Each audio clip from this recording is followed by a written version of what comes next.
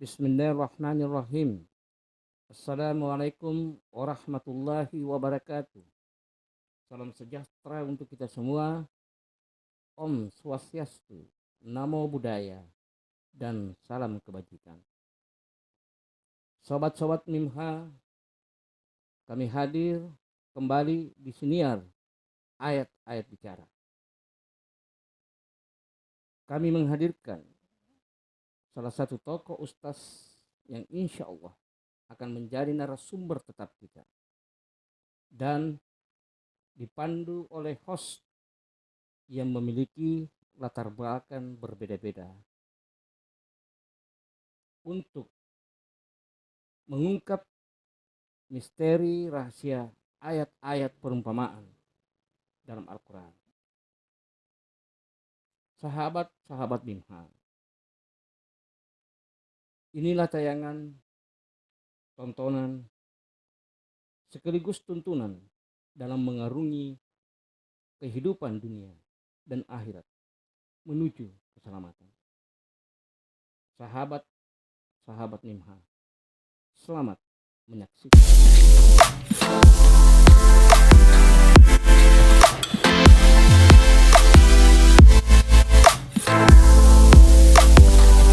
Bismillahirrahmanirrahim.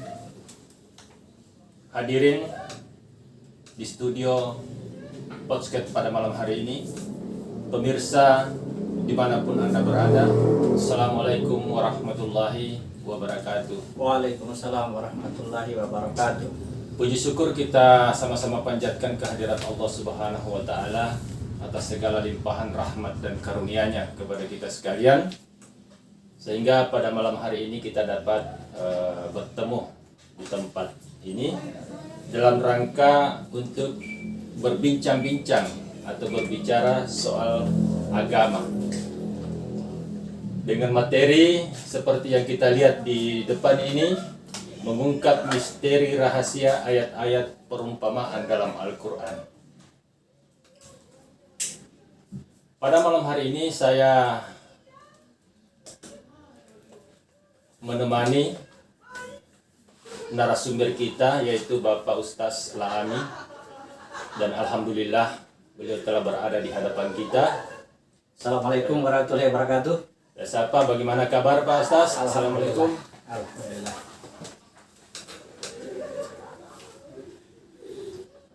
Pada kesempatan ini kita akan membahas tentang agama, ya.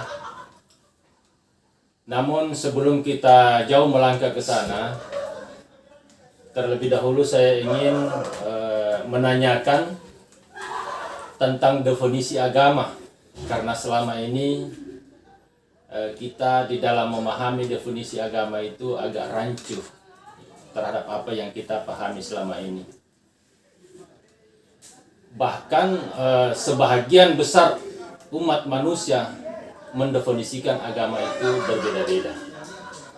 Nah, bagaimana tanggapan Pak Ustaz tentang definisi agama menurut Al-Quran? Baik, persilahkan Pak Ustaz. Terima kasih. Jadi definisi agama kita temukan sebagai satu hal yang rancu karena sifatnya umum. Definisinya bersifat umum berdasarkan apa yang diteliti oleh orang-orang ahli, sehingga mendefinisikan bahwa agama itu adalah suatu keyakinan atau suatu kepercayaan dan sebagainya. Itu yang menyebabkan terjadinya bermacam agama karena didasari oleh bermacam keyakinan atau kepercayaan. Jadi kalau kita ingin menjadikan Al-Quran itu sebagai betul-betul kita jadikan sebagai pegangan, sebagai petunjuk, maka ya, sejatinya kita mengambil definisi dari Al-Quran supaya ketika kita membahas persoalan agama dalam kehidupan kita sehari-hari, ya kita tidak terlepas dengan Al-Quran itu sendiri. Jadi di Al-Quran sudah dijelaskan di surat Ar-Rum, surat yang ke-30 ayat 30, bisa kita baca. Surat 30 ayat 30. Ya. Jadi saya tulis.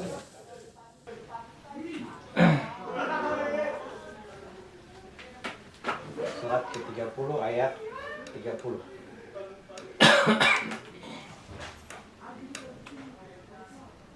Lambat juga nih aplikasi.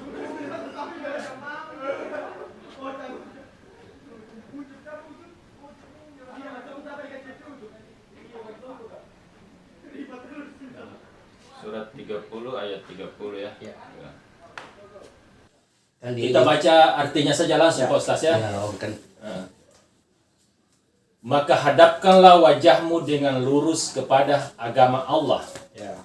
sesuai fitrah Allah, disebabkan Dia telah menciptakan manusia menurut fitrah itu. Tidak ada perubahan pada penciptaan Allah. Itulah agama yang lurus, tetapi kebanyakan manusia tidak mengetahuinya. Fakim wajhaka lid-din. Hadapkan wajahmu kepada din. Din, agama Allah. Fitrah Allah, fitrat Allah alladzi fataran nas 'alaiha. Dia adalah din, itu adalah fitrah Allah. Di mana kalau Allah menciptakan manusia berdasarkan fitrah itu. Ya. Kemudian la tabdila li khalqillah. Pada saat penciptaan itu tidak mengalami perubahan. Nah, itulah yang dimaksud dengan ad-din, dzalika dinul qayyim, itulah agama yang lurus. Ya. Di kalimat terakhir dikatakan walakin aksaran nasi la ya'lamun. Akan tetapi kebanyakan manusia tidak mengetahui. Jadi fitrah Allah dalam menciptakan manusia ya, tidak pernah mengalami perubahan. Jadi ketika Allah mengatakan kebanyakan manusia tidak mengetahui, maka hendaklah kita memposisikan diri pada posisi belum mengetahui. Karena kalau kita posisikan diri pada posisi mengetahui, berarti itu namanya sok tahu. Ya, karena kata Allah kebanyakan manusia tidak tahu. Jadi saya ulangi, din adalah fitrah atau penciptanya manusia. Jadi belajar agama, belajar tentang penciptaannya manusia. Jadi itu definisi agama. Jadi apa tandingannya ad-din? Apa tandingannya din? Ya. Kalau di dalam Al-Quran ada lagi yang disebut dengan milah. Milah juga diartikan juga agama. Agama nenek moyang. Ya, yang selalu disebut di situ dengan millata abaukum. Nah, ini agama nenek moyang. Larinya dia ke agama sebutan gitu ya, agama nenek moyang. Kalau din, jelas sekali bahwa fitrah Allah itu adalah din itu adalah fitrah Allah. Kemudian ad-din indallah Islam ya. Inna dina indallah Islam. Jadi din itu sama saja dengan Islam. Din itu sama dengan Islam. Ya. Karena tidak ada din lain. Ya, inna dina indallah Islam. Ya, jadi dari mana awalnya din? Dari mana munculnya agama? Dari mana awal mulanya agama ada? Ya, disebutkan oleh para pakar mengatakan bahwa awaludin ma'rifatullah. Awalnya agama itu adalah mengenal Allah. Jadi ketika terjadi perjanjian dengan Allah pertama kali beralastu pada surat 772, alastu birabbikum, apakah aku ini Tuhanmu? Ya, kita menjawab pada saat itu, kalau bala syahidna, betul engkau Tuhanku. Jadi pada saat itu kita mengenal Allah. Nah, disitulah dimulainya agama. Jadi dimulai agama pada saat kondisi kita sedang berjanji di hadapan Tuhan. Jadi jalur inilah yang disebut dengan jalur din. Sampai aku masuk ke dalam jasad, itu disebut dengan jalurnya ad-din atau jalur Islam. Nah, sedangkan tadi milah, yang kedua adalah milah, ini berasal dari nenek moyang, dari ibu dan bapak yang ditugaskan untuk membuat jasad.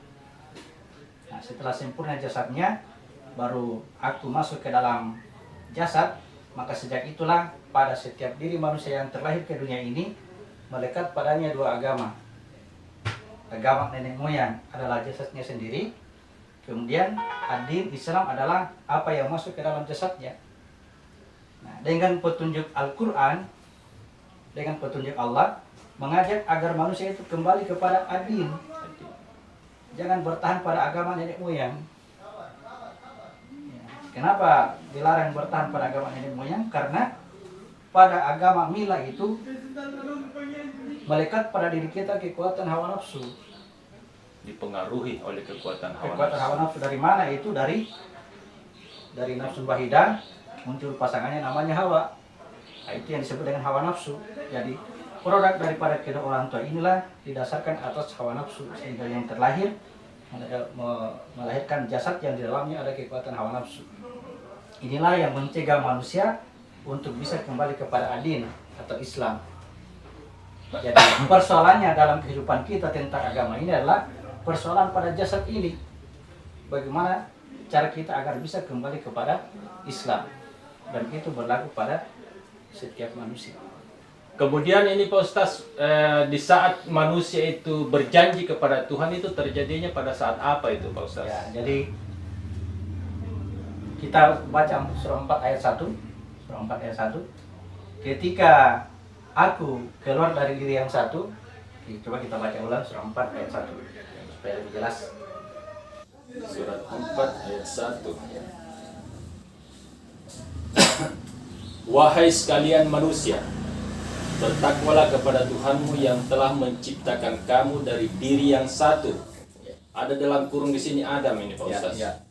Dan Allah menciptakan pasangannya dalam kurung Hawa dari dirinya, dan dari keduanya Allah memperkembangbiakkan laki-laki dan perempuan yang banyak.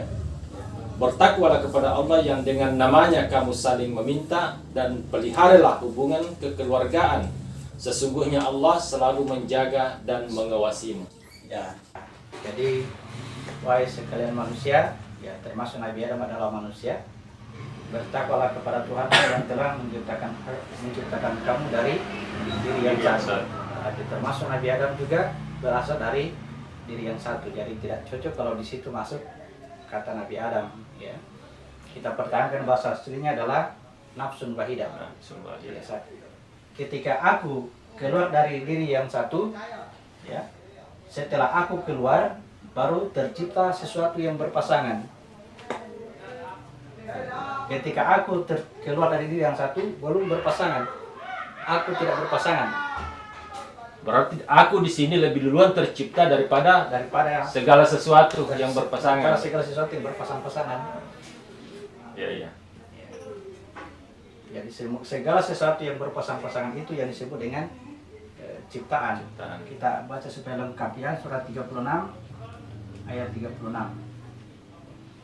Surat 36 ayat 36. Yasin. Ya. Ayat 36. Maha suci Allah yang telah menciptakan semuanya berpasang-pasangan, baik dari apa yang ditumbuhkan oleh bumi dan dari diri mereka sendiri, maupun dari apa yang tidak mereka ketahui. Ya, semua yang Allah ciptakan berpasang-pasangan, baik yang ditumbuhkan oleh bumi maupun yang ada pada diri kita sendiri, maupun apa yang kita tidak ketahui. Jadi yang namanya ciptaan selalu berpasangan, itu rumus ciptaan. Selalu berpasangan. Yang namanya sesuatu yang ciptaan namanya berpasangan. Ya. Jadi kalau dia sudah berpasangan, dia adalah sesuatu.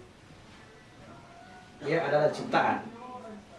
Nah, pada kondisi aku keluar dari diri yang satu, itu belum ada pasangan. Jadi pada saat itu aku tidak dapat dikatakan sesuatu. Berarti dia bukan ciptaan itu, Pak Ustaz? Belum disebut ciptaan, belum. Jadi kita buka surat 76 ayat 1.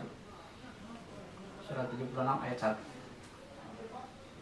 76 ayat 1. Bukankah pernah datang kepada manusia waktu dari masa yang ketika itu belum merupakan sesuatu yang dapat disebut? Ya. Jadi ada masa ketika manusia itu tidak dapat disebut sebagai sesuatu. Lam yakun syai'an mazkura, belum disebut sesuatu, yang artinya pada suatu saat akan disebut sesuatu, tapi pada saat ini dia belum bisa dikatakan sesuatu. Nah, karena dia tidak dapat dikatakan sesuatu, maka saya beri nama rahasia. Saya yang beri nama dia rahasia. Kenapa saya sebut rahasia? Karena dia tidak bisa disebut. Tidak bisa disebut sesuatu. Nah, pada kondisi itulah tadi terjadi terjadi perjanjian. Oh, iya. Ya, karena Allah yang bukan sesuatu, dia berhadapan dengan aku dalam kondisi juga belum dikatakan sesuatu. Masih di alam apa? Alam rahasia Sebut ya. rahasia karena tidak bisa disebut, alam itu tidak bisa disebut. Jadi pemberian kata rahasia ini pemberian dari saya pribadi karena mendengar istilah-istilah yang sering kita dengar dari luar yang mana kerahasiaannya manusia. Jadi rahasianya manusia itu ketika ada suatu masa pada saat itu tidak dapat disebut sebagai sesuatu. Jadi itulah dimensi terjadinya alastu, terjadinya perjanjian yang ketika manusia itu mengatakan bala Sayyidina betul engkau Tuhanku, maka saat itulah dia terhijab. Kenapa terhijab? Karena tidak boleh ada dua unsur ini, tidak boleh ada dua. Segala sesuatu yang dekat dengan Tuhan pasti hancur, maka dia dihijab. Dihijab oleh cahayanya dihijab sendiri. oleh cahayanya sendiri, dan dimensi itu disebut dengan dimensi ruh. Nah, disinilah dimulainya fitrah. Inilah yang disebut dengan awal mulanya agama. Ya. Disinilah muncul itu agama.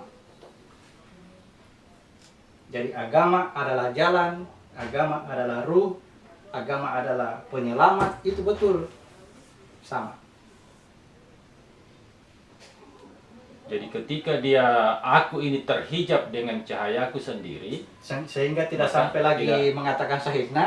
tidak supaya tidak lengkap. ada lagi perjanjian di situ. Tidak ada lagi syahidna, tidak bisa lagi melihat tadi menyaksikan. Kenapa ketika dia keluar dari diri yang satu, aku ini keluar dari diri yang satu, harus dikasih berjanji, Pak Ustaz? Kenapa harus dikasih berjanji? Itu rahasianya adalah ketika Allah melakukan perjanjian seperti itu berarti ada sesuatu yang menurut perencanaan Tuhan sangat membahayakan bagi sang hamba ini, sebutlah dia sang hamba.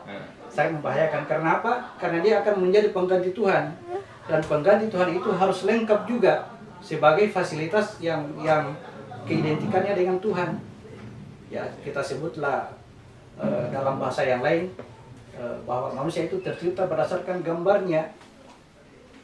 Kenapa? Karena ketika aku ini masuk sampai ke dalam jasad dan aku ini sudah terhijab ke dalam jasad, maka nama Allah yang aku ini membawa nama Allah sampai masuk ke dalam.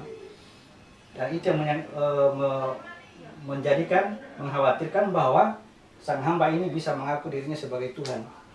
Karena apa? Karena fasilitas Tuhan ada pada dirinya. Ya, ya. Jadi Jadi potensi untuk menjadikan dirinya Tuhan itu sangat besar itu, Pak ya, Ustaz, ya. karena kesempurnaan penciptaan manusia itu sangat dekat dengan nama Allah. Ya. Ya, sangat dekat, sangat identik. Ya. Sehingga ya perlu berjanji. Khawatirkan ketika aku ini masuk ke dalam jasad, potensi dia akan mengaku dirinya sebagai Tuhan. Karena seluruh fasilitas yang Allah berikan kepadanya menjadikan dia mengalami menjadi makhluk yang paling sempurna dibandingkan yang lain. Di mana nilai kesempurnaannya? Kalau saya membuka rahasianya bahwa aku dalam rahasia ini disimbolkan dengan simbol alif dalam Al-Quran. Aku dalam dimensi ruh disimbolkan dengan lam. Aku dalam dimensi jiwa disimbolkan dengan lam. Dan aku dalam dimensi jasad disimbolkan dengan ha. Jadi ini juga adalah nama Allah. Jadi maksudnya aku ke dalam jasad ini membawa nama Allah. Nah, sedangkan makhluk yang lain dari diri yang satu ini yang disebut dengan alif. Dimensi malaikat disebut dengan lam. Jadi malaikat hanya memegang huruf lam, simbol lam dari nama Allah. Jin hanya memegang simbol lam dari nama Allah. Apa itu pengertiannya memegang simbol lam itu, Pak Ustaz? Pengertiannya Bahwa lambang lamnya Allah itu adalah makhluknya berupa jin. Lambang lam pertama itu cahaya Allah itu adalah malaikatnya. Jadi seluruhnya dari rahasianya, malaikatnya, jinnya sampai dengan seluruh alam semesta adalah nama Allah sendiri. Jadi Allah itu meliputi semuanya. Tidak ada yang tersisa dari apa yang disebut dengan Allah itu. Jadi dengan itu Allah itu sama sekali tidak memiliki sekutu. Karena seluruh yang ada itu adalah dia sendiri. Dia sendiri sejak rahasianya, kemudian malaikatnya, lalu alam jiwanya atau alam jinnya dengan alam semesta dalam bentuk-bentuk nyata. Jadi ini proses aku ini proses untuk masuk ke dalam jasad itu melalui beberapa fase ya. Ya. Mulai dari fase aku dalam bentuk rahasia, kemudian aku terhijab oleh cahaya sendiri, Ya. kemudian aku mengadakan penyempurnaan diri. Sebelum masuk ke dalam jasad disempurnakan jiwanya. Ya. Baru masuk ke dalam jasad. Nah, itu proses ya. Ya, inilah yang tadi disimbolkan dengan alif lam lam ha. Tapi proses ini Pak Ustaz tidak ada kira-kira batasan waktunya bahwa sekian lama dia akan berubah seperti ini, tidak ada begitu. Kalau di dimensi waktu, ruang dan waktu semua di dimensi jasad. Kalau ini tiga ini tidak ada Tidak terikat oleh ruang dan waktu ya. Oh, iya, iya. Jadi kata ruang dan waktu itu sudah memasuki wilayah yang keempat. Karena dia sudah memasuki wilayah materi. Ya. Yang di atas ini bukan materi. Jadi ketika aku masuk ke dalam jasad, nah itu harus jasad inilah yang akan mengalami penciptaan berdasarkan urutan waktu. Dia akan dipengaruhi oleh ruang dan waktu. Ya. Ya. Jadi bagaimana kondisinya jasad ini nanti tergantung ruang dan waktu yang mempengaruhi dia. Nah, ini kan perlu diketahui nih Pak Ustaz ya dari diri yang satu aku keluar, kemudian melalui proses sampai aku menjadi jasad seperti itu ya. Ya. Berarti itu tidak terikat oleh ruang dan waktu. Kalau ini, Ya, makanya ketika aku keluar dari dia yang satu, perhatikan aku ini, Ya. perhatikan aku, itu aku yang ada dalam diri kita sekarang, itulah manusia pertama. Sebelum segala sesuatu ini tercipta. Sebelum segala sesuatu yang lain tercipta, aku duluan ada. Jadi aku duluan ada, kemudian terciptalah segala sesuatu sampai kedua orang tua kita ada. Nah, Itu aku sudah ada itu. Apa tugasnya ini kedua orang tua ini, ibu dan bapak kita, untuk membuat jasad sebagai wadahnya aku. Ya. Jadi yang ada, yang terlahir itu adalah aku. berarti di sini kalau mau dikatakan bahwa aku duluan, saya duluan yang tercipta Saya sebelum yang segala pertama, sesuatu. Aku yang pertama dan aku nanti yang terakhir. Jadi kalau aku terakhir segala sesuatu binasa dulu baru aku. Baru aku muncul, aku ada. Jadi aku Ya, yang ya. pertama dan aku yang terakhir. Ini kan selama ini pengertiannya kita ini tentang agama itu Ya. manusia yang pertama adalah Adam. Ya, Tapi ini kalau kita melihat dari kondisi yang terjadi sekarang seperti apa Pak Ya, Ustaz ya. jelaskan bahwa berarti kita ini yang pertama-tama kali diciptakan oleh ya, Allah. jadi cerita di dalam Al-Quran itu tentang Adam mengisahkan bagaimana aku pada saat pertama kali ada. Diceritalah dalam Al-Quran itu dalam sebutan nama Adam. Ada. Ketika Adam diajarkan semua nama-nama, semua asma, sebenarnya yang diajar itu adalah aku. Ya, aku yang ada dalam diri kita sekarang. Jadi cerita dalam Al-Quran itu secara keseluruhan menjelaskan tentang aku ini. Ada saatnya aku dicerita sebagai pertama-tama ada dicerita melalui Adam. Keadaan aku dalam kondisi ruh, dicerita melalui Nabi Isa. Keadaan aku dalam kondisi jiwa dicerita melalui Nabi Musa. Keadaan aku dalam kondisi jasad dicerita melalui Nabi Ibrahim. Berarti Ibrahim di sini yang punya power ya, yang punya penampakan keluar begitu.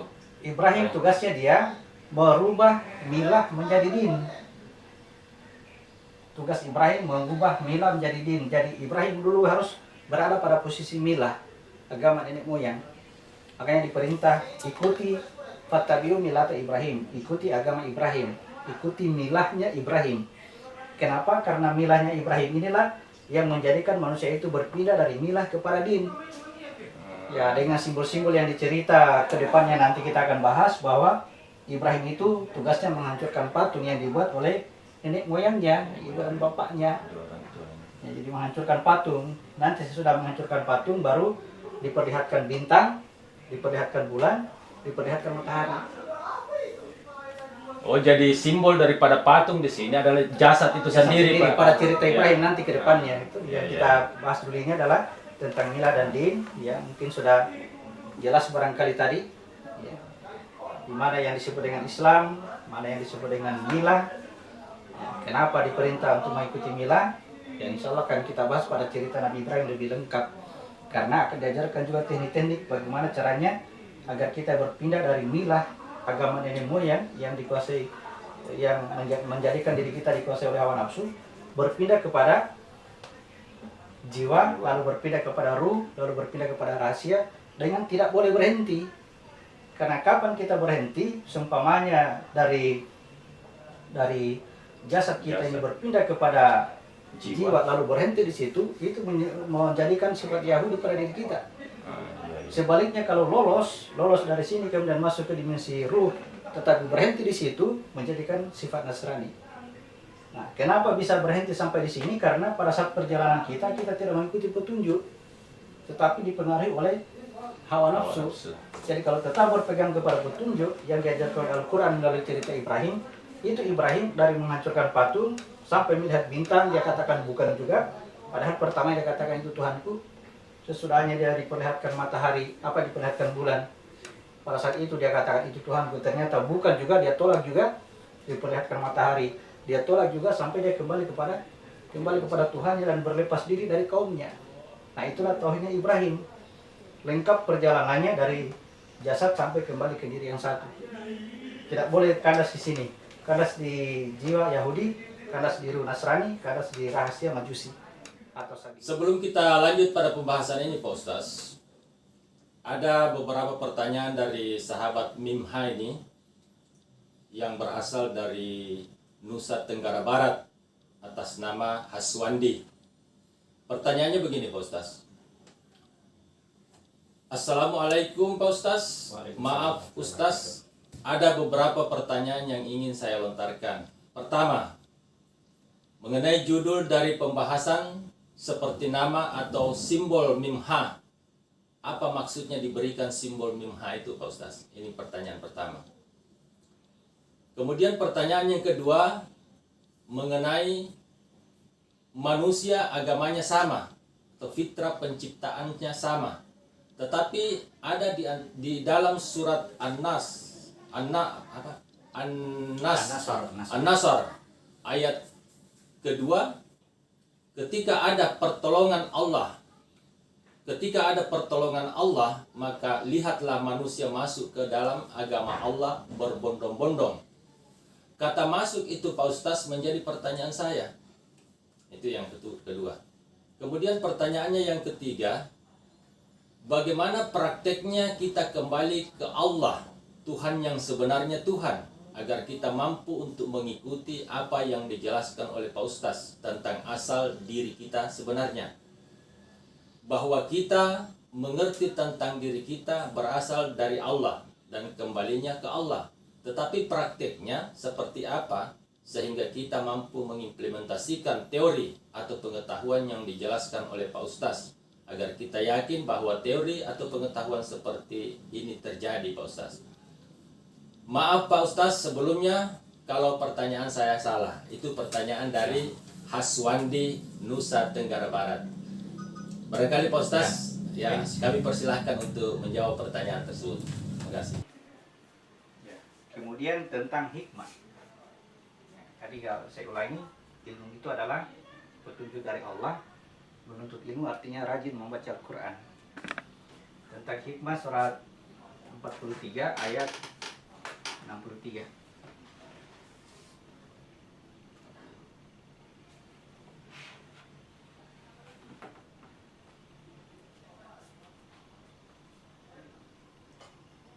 Surat 43 Ayat 63.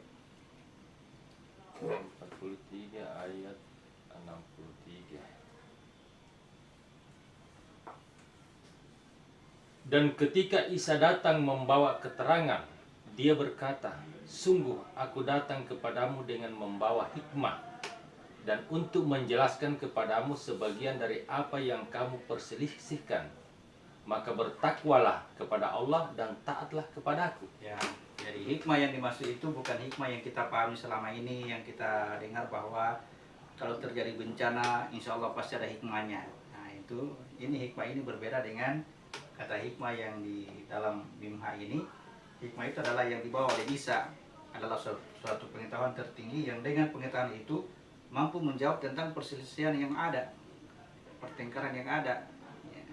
Misalnya kata contoh, ketika terjadi perselisihan tentang penyaliban Isa misalnya, ada yang mengatakan Isa disalib, ada yang mengatakan Isa tidak disalib, terjadi perselisihan. Nah, ketika Isa datang menjelaskan siapa sebenarnya yang disalib. Jadi itu fungsinya hikmah, adalah pemahaman tertinggi dari makna Al-Quran itu, kandungan Al-Quran. Hikmah. Jadi rajin membaca Al-Quran sasarannya adalah pemahaman tentang perumpamaan dalam Al-Quran. Nah, itu mim ha.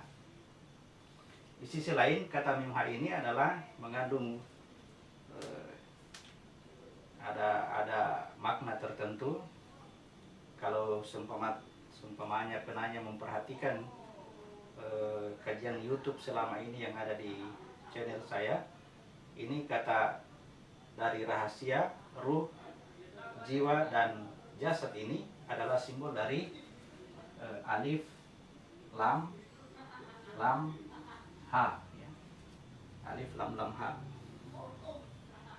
Nah, ini pada saat perjalanannya alif, lam, ha sampai ke jasad, ini alif mengikuti semua yang ada dari nama itu sendiri, ya. Artinya satnya itu mengikuti cahaya itu, ya. Kalau bahasa tanda kutip, ya. Jadi seumpama di sini adalah lam alif tegak lurus, inilah kebenaran, ya. Lam alif yang benar adalah tegak lurus pada dimensi ruh yang dipegang oleh Isa. Sedangkan di sini, ya, dimensi jiwa yang identik dengan jin, ya, satu alam dengan jin, itu lam alifnya terbalik, ya. Lam alifnya terbalik. Nah, ini yang disimbolkan lain dengan mim. Inilah yang menimbulkan kesombongan di sini karena dia menjatuhkan alif. Ya, alif itu zatnya Allah. Kalau ini malaikat mengangkat itu alif, bertasbih memuji Tuhan, mensucikan Allah, itu mengangkat alif. Alifnya berdiri.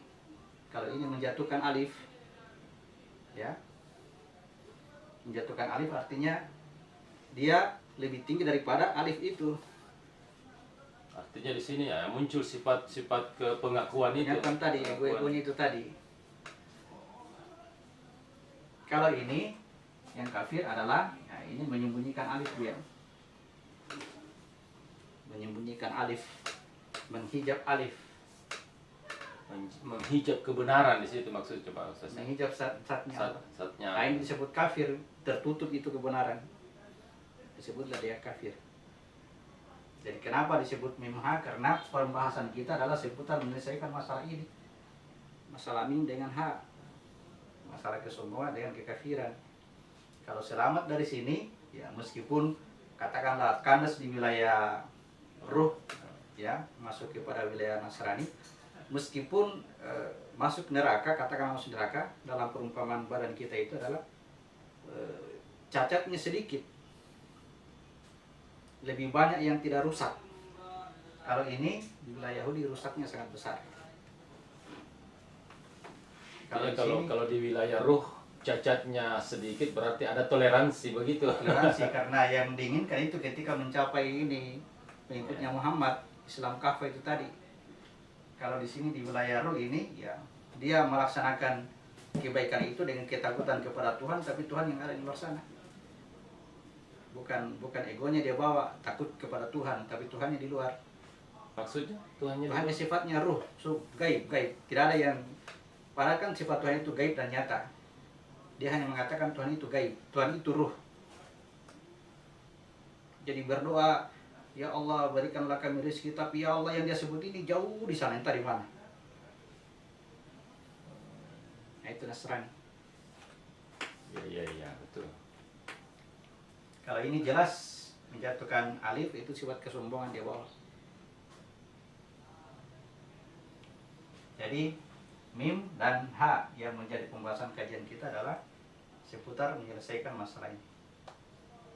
Ini juga masalah yang berat ini. Kesulitan pertama, kesulitan kedua. Pada saat kesulitan pertama ada kemudahan, kamu akan dihadapkan dengan kesulitan kedua.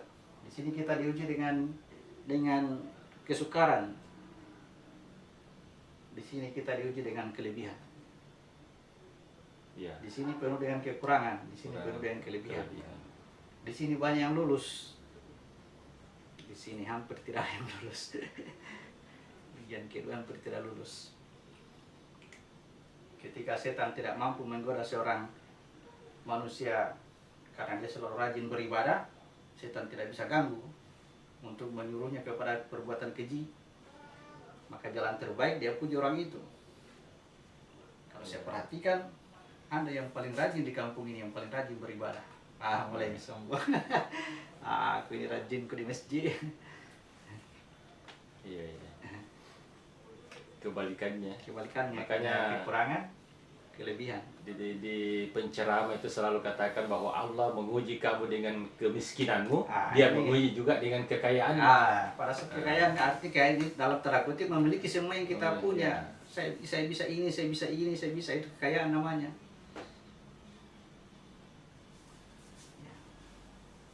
Ini namanya perbuatan keji dan mungkar. Ya. Keji terjadinya di sini, mungkar di sini. Oke, pertanyaan yang kedua, saya sudah persoalan tentang mimha tadi adalah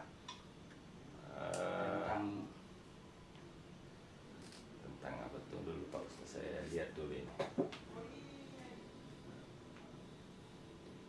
Pertanyaan yang kedua mengenai bahwa manusia agamanya sama, oh ya, fitrah penciptaannya sama, ya. Tetapi ada di dalam surat An-Nasr ayat kedua, ketika ada pertolongan Allah, maka lihatlah manusia masuk ke dalam agama Allah berbondong-bondong. Ya. Kata masuk itu yang menjadi pertanyaan saya, Pak Ustaz. Ya. Yang kedua. Perhatikan di mana letak persamaan agamanya manusia ketika sudah terlahir ini, melekat padanya dua agama. Yang pertama agama dari Allah ini, ya ini agama dari Allah sejak dari sini ya. Dari sini fitrahnya manusia. Kemudian agama dari nenek moyang. Ya, kemudian idza jaa nasrullah, ketika datang pertolongan Allah, nasr Allah, manusia itu lari kepada agama ini. Dia akan melepaskan agama nenek moyangnya. Dia akan mampu melawan hawa nafsunya, melepaskan kekuatan hawa nafsu dan masuk kepada agama Allah. Nasrullah itulah yang saya katakan tadi, tiba di sini itu orang-orang yang ditolong. Orang-orang Nasara, orang-orang ditolong. Ya. Masuk itu yang menjadi masuk itu maksudnya yang menjadi pertanyaan, Artinya berbondong-bondong masuk. keluarlah dari kekuasaan hawa nafsu, dari kekafiranmu, berusaha untuk menjadi, ya, jadilah sebagai penolong agama Allah supaya kita juga ditolong. Ya. Iya. Jadi. Kemudian pertanyaan yang ketiga, Pak Ustaz ini. Ya. Bagaimana prakteknya kita kembali kepada Allah, Tuhan yang sebenarnya Tuhan, Ya. agar kita mampu untuk mengikuti apa yang dijelaskan oleh Pak Ustaz tentang asal diri kita sebenarnya. Jadi praktik yang diajarkan itu adalah yang paling tinggi, itu adalah yang diajarkan oleh Nabi, yang dicontohkan oleh Nabi. Itulah yang tidak ada lagi di atasnya, itu yang seumpama ada sholat modelnya lain, tidak, sholat yang dicontohkan Nabi itu lebih bagus. Hanya tinggal kita adalah keilmuannya, persoalan keilmuan. Karena Allah itu garis bawahi, apakah kita mengikuti ajaran ini karena ilmu dari Allah atau ilmu dari orang lain. Tapi namanya praktek salat ini Pak Ustaz, kan ada beberapa pendapat menurut para ulama-ulama kita itu. Di sini kan ada 4 mazhab ya. Nah, ini keempat mazhab ini masing-masing beda cara memberikan penjelasan tentang praktek-praktek salat ini. Seperti apa itu Pak? Jadi dengan adanya perbedaan itu, bagaimana cara kita supaya menyatukan ini yang berbeda ini, disatukan, karena ujungnya adalah apa yang bisa kita lakukan untuk bisa mempraktikkan salat itu. Apapun mazhabnya, ketika dia mengatakan bahwa ini adalah bersumber dari Nabi, katakan saja bahwa ini dari Nabi, bukan dari mazhab ini. Ya. Jadi kalau dia mengikuti Nabi, ya berarti dia mengikuti cahaya. Tetapi karena dia ikuti ini atas dasar masuk di mazhab ini, nah itu terganjal lagi gara-gara mazhab. Harusnya keilmuan yang kita gunakan untuk mempraktikkan sholat kita itu adalah ilmu yang datang dari Allah dan Rasulnya. Jadi ketika kita kerjakan, dari mana ilmu ini? Dari Allah dan Rasulnya. Ya. Kenapa bisa timbul perbedaan-perbedaan begitu Pak Ustaz? Sedangkan mereka punya alasan yang kuat juga tentang dasar-dasar mengambil keputusan seperti itu, kan mereka berpatokan kepada Al-Quran dan hadis. Nah, kenapa bisa ada perbedaan-perbedaan seperti itu? Yang mana sebetulnya yang harus kita ikuti? Ya, Nah. kita tidak boleh mengikuti orang ya. Surat berapa? Surat 6 ayat 116. Surat 6 ayat 116. Surat 6 Al-An'am ayat 116. 116. Dan jika kamu mengikuti kebanyakan orang di bumi ini, niscaya mereka akan menyesatkan kamu dari jalan Allah. Yang mereka ikuti hanya persangkaan belaka, dan mereka hanyalah membuat kebohongan. Ya, itu yang bahaya ini, kebohongan, kata kebohongan. Ya. Kalau kita mengikuti kebanyakan orang di muka bumi ini, ya siapa yang bukan kebanyakan orang? Ya, siapa yang bukan kebanyakan orang? Yang bukan kebanyakan orang itu hanya nabi, ya. Dalam hal ini Muhammad, ya.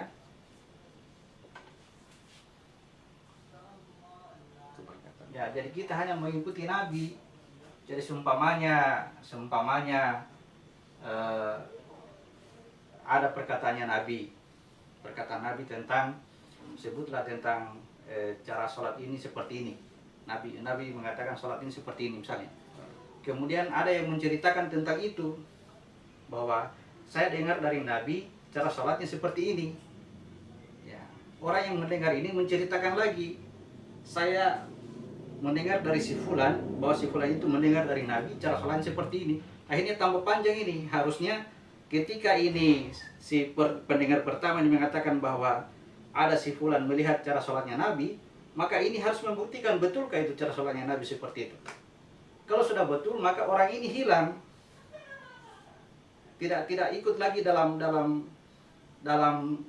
nama sebagai pembawa cahaya tadi. Jadi dia akan mengatakan bahwa cara sholatnya Nabi ini seperti ini, tidak disebut-sebut lagi ini.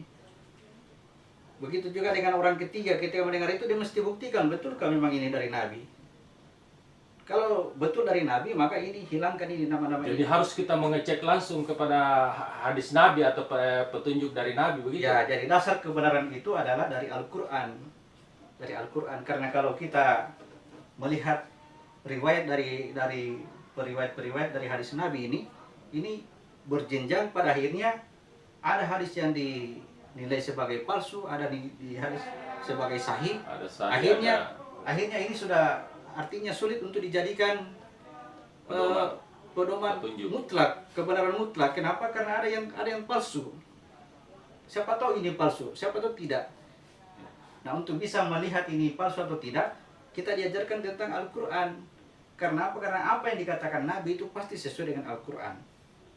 Nabi itu hanya membacakan apa yang ada dalam Al-Quran. Jadi kita akan kembali ke Al-Quran. Jadi kita diajak ya untuk bisa pahami itu Al-Quran. Karena kalau kita pahami Al-Quran, kemudian melihat apa yang dikerjakan oleh Nabi, maka sungguh itu pekerjaan Nabi itu kebenaran luar biasa. Contoh yang sangat benar dengan dasar Al-Quran itu tadi. Inilah yang menjadikan kenapa ada kata kebohongan. Misalnya saya kasih contoh ini kebohongan. Misalnya Al-Quran mengatakan segala puji bagi Allah, Tuhan semesta alam. Ya, tiba-tiba saya mengatakan juga segala puji bagi Allah, Tuhan semesta alam. Nah, perkataan saya ini dibawa cerita oleh saudara kita ini, katakanlah Pandai Arman, cerita keluar. Dia cerita bahwa Laami itu mengatakan segala puji bagi Allah, Tuhan semesta alam. Nah, itu tadi kebohongan. Sudah bohong itu. Karena tidak bersumber dari asli. Ya, sebenarnya mengatakan itu adalah Allah, bukan ini. Kalau memang itu tadi segala puji bagi Allah itu perkataan saya, dicek mana? Kenapa aku mengatakan ini? Ini dari Al-Quran. Oh, berarti dari Al-Quran tadi. Kalau sudah dari Al-Quran, saya dicoret, hapus. Ini firman Allah, bukan perkataan saya. Kalau saya katakan berarti kebohongan. Kalau firman Allah kebenaran dengan perkataan yang sama. Oh, berarti di sini kuncinya Pak Ustaz, jangan kita hanya mendengar dari omongan Ya, orang. periksa. Kita harus periksa langsung Periksa kepada sumbernya. sendiri. Ah, iya. Jadi artinya tidak boleh terlalu percaya ke orang. Kapan kita terlalu percaya, mengikuti kebanyakan orang itu menyesatkan kita. Jadi yang harus kita lakukan adalah percaya diri. Iya. Percaya diri. Karena apa? Karena keselamatan saya tergantung diriku, Bukan tergantung orang lain. bukan tergantung orang lain. Si fulan ini mengatakan kebenaran. Kenapa kita katakan kebenaran? Karena bersumber dari Al-Quran. Mana Al-Qurannya? Mana? Oh ini. Oh ya, berarti ini dari Al-Quran, bukan dari sini, bukan dari si fulan. Nah, kenapa ini diperlukan dalam praktik sholat? Karena praktik sholat ini mengantar cahaya. Kalau cahaya itu dari Allah, maka itu akan kembali ke sumbernya dari Allah. Tapi kalau cahaya itu dari si fulan, itu akan berbolak-balik kembali ke sana ke sini. Dari mana kau dapat pencahayaan? Dari ini, banyak sekali jalurnya. Padahal itu ilmu dari Allah. Nah, itu yang perlu diperbaiki praktik sholat saat ini sebenarnya. Tinggal keilmuannya. Contoh Nabi itu sudah betul. Sangat tinggi. Itulah praktik yang tertinggi. Tidak ada lagi bilang bersikir begini sekian kali atau apalah, tidak ada. Contoh Nabi sangat benar. Dengan catatan tadi, orang-orang yang membawakan keilmuan Nabi ini kepada kita, mereka inilah cara Allah untuk mengajarkan kepada kita. Jadi mereka ini sumber-sumber dari Allah ini, bahwa bagaimana ilmu itu ilmunya Nabi sampai ke saya melalui orang-orang ini. Ketika ilmu itu sampai ke saya, jangan diikutkan ini orang-orang ini. Dihilangkan semua itu, harus Ini hanya perantara. harus mencari sumber yang sebenarnya. Karena inilah yang akan menghijab perjalanan saya. Dibilang kenapa? Bagaimana praktek salamu ikuti siapa? Saya ikuti si orang ini. Kenapa ikuti dia? Karena dari Nabi. Harus ikuti Nabi. Ikuti Nabi. Karena apa? Nabi punya cahaya kebenaran, cahaya dari Allah. Kalau itu yang kita kerja berdasarkan cahaya dari Allah, saya katakan tadi, cahaya itu akan kembali kepadanya mengantar kita. Nah, Ya, itu yang perlu diperbaiki. Sebenarnya yang sudah dicontohkan Nabi sudah, tinggal itu yang kita ikuti. Ya. Hanya keilmuannya betulkah? Ya. Kita kan dilarang bertanya, jangan terlalu banyak bertanya. Nanti apa istilahnya? Padahal itu Allah katakan, apakah kamu tidak memikirkan? Apakah kamu tidak melihat? Berarti kita disuruh pikirkan, disuruh perhatikan, ya. Disuruh menggunakan potensi yang potensi yang ada ada di dalam diri kita, ya. Bukan hanya ikut-ikutan saja. Saya kira ini cukup luar biasa pembahasan kita pada kesempatan ini. Bagi sahabat Mimha yang bertanya, mungkin pertanyaannya ada 3 tadi ini, mudah-mudahan bisa terjawab dengan baik.